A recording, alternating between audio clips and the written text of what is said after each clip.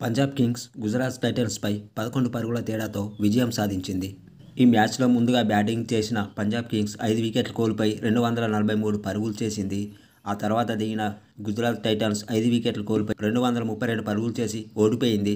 అయితే ఈ విజయానంతరం పంజాబ్ కెప్టెన్ శ్రేయస్ అయ్యర్ ఈ విధంగా చెప్పుకొచ్చాడు. మా తొలి మ్యాచ్లోనే 97 పరుగులతో నేను నాటౌట్గా నిలవడం మాకు మరింత కలిసొచ్చే అంశం. ఎదుర్కొన్న మొదటి బంతికి బౌండరీ బాదడంతో నాకు మంచి ఊపొచ్చింది. రబాడా బౌలింగ్లో నేను కొట్టిన 6 ప్రత్యేకం.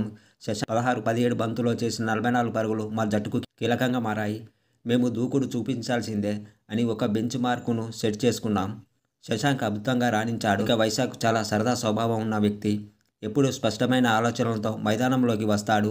ప్రారంభం నుంచే యార్కర్లు చేయడం మొదలుపెట్టాడు. ఒత్తిడిలో కూడా ప్రశాంతంగా బ్యాలెన్స్డ్గా ఆడాడు. హర్షదీప్ సింగ్ మా ప్లానింగ్లో ముఖ్య పాత్ర పోషించాడు. అతడు వచ్చి బంతి కాస్త రివర్స్ స్వింగ్ అవుతుందని చెప్పాడు. కాబట్టి బంతిపై లాలాజలం ఉండడం బౌలర్లకు కొంత సహాయపడిందని భావిస్తున్నాను. అతడు సాయిని అవుట్ చేయడంతో మ్యాచ్ మలుపు తిప్పినట్టయింది. ఆ తర్వాత అతడు వచ్చి వైడ్ యార్కర్లను ఆలస్యంగా ప్రయత్నించకుండా ముందుగానే ప్రారంభిద్దామని అన్నాడు.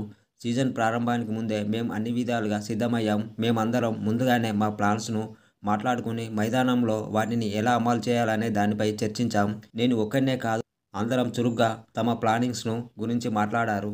ఇక ఇప్పుడు ఈ జోరును మిగతా మ్యాచ్ల్లో కొనసాగించాలనుకుంటున్నాం అని చెప్పుకొచ్చాడు శ్రేయస్ అయ్యర్.